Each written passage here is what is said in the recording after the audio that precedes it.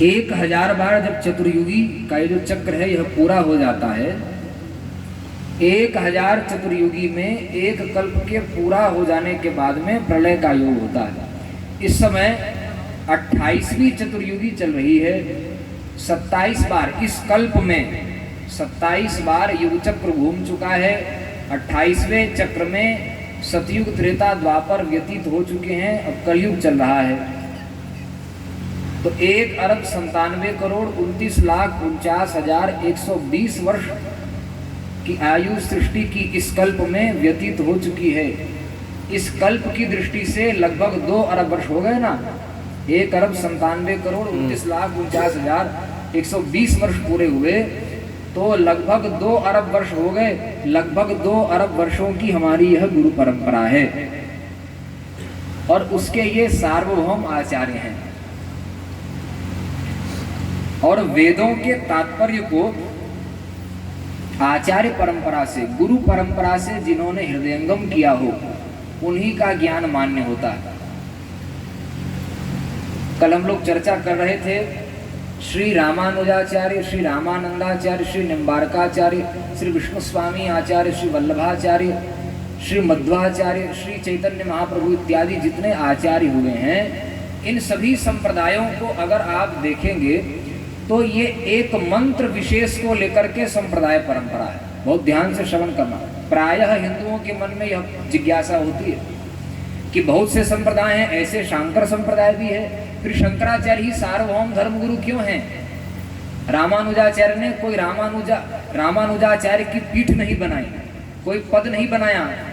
आज जो रामानुजाचार्य इत्यादि जो भी वैष्णवाचार्य हैं, किसी पर आक्षेप में हमारा तात्पर्य नहीं है, किंतु यह तथ्य है कि रामानुजाचार्य जी ने कोई रामानुजाचार्य परंपरा नहीं बनाई, कोई पद नहीं चलाया। न रामानंदाचार्य जी ने किसी को रामानंदाचार्य बनाया, न निम्बारकाचार्य जी ने किसी को निम्बारकाचार्य बनाया, न वल्लभाचार्य जी ने उनके 9 पुत्रों में से जो ज्येष्ठ श्रेष्ठ थे गोस्वामी विठलनाथ जी, उनको उन्होंने वल्लभाचार्य नहीं कहा। मध्वाचार्य ने अपने किसी शिष्य को मध्वाचार्य नहीं बनाया। बाद में शंकराचार्य का अनुगमन करने के स्थान पर कल्पित ढंग से ये सब पद आज भारत में चल रहे हैं, इसमें हमारा तात्पर्य नहीं है। इन सभी आचार्यों ने सार्वभौम धर्मगुरु शंकराचार्य को माना है। ये सब आचार्य शंकराचार्य के बाद हुए और उस समय चारों पीठ के मान्य शंकराचार्यों को ही इन आचार्यों ने सार्वभौम धर्मगुरु जगत गुरु माना। और भगवान शंकर ने तो घोषणा की, कलावत्रे भवाम्य हम। सतयुग में आप पुराणों को उठाकर पढ़ें, स्मृतियों को उठाकर पढ़ें, सतयुग में भगवान ब्रह्मा ही जगत गुरु हैं और त्रेता में द्वितीय ब्रह्मा जी के समान ही सामर्थ्य को धारण करने वाले ब्रह्मपुत्र वशिष्ठ जी जगत गुरु हैं त्रेता युग में। और द्वापर में कृष्ण द्वैपायन भगवान व्यास ही जगत गुरु हैं।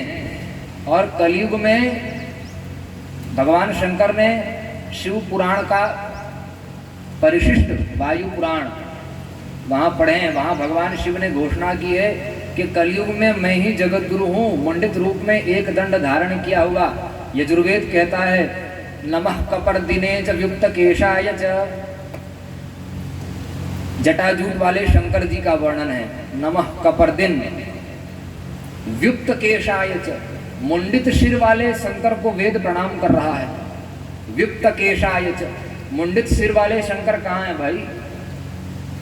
तो भविष्य पुराण में घोषणा की कि मुंडित सिर वाले शंकर शंकराचार्य हैं, जो कलयुग के आरंभ में वैदिक सनातन धर्म को, जब चारों धाम लुप्त हो जाते हैं कलयुग में, 12 ज्योतिर्लिंगे, 52 शक्तिपीठें, चारों कुंभ की मर्यादाएं लुप्त हो जाती हैं, वर्णाश्रम व्यवस्था लुप्त हो जाती है, शून्यवाद, निरीश्वरवाद, नैरात्यवाद छा जाता है, वेद विरोधी जब आच्छादित हो जाते हैं, उस समय सनातन धर्म की पुनर्स्थापना के लिए भगवान शंकर ही शंकरम शंकराचार्यम शंकराचार्य के रूप में प्रकट होते हैं। तो कलावत्रे भवाम्य हम, कलयुग में मैं शंकर ही शंकराचार्य के रूप में जगत गुरु हूँ।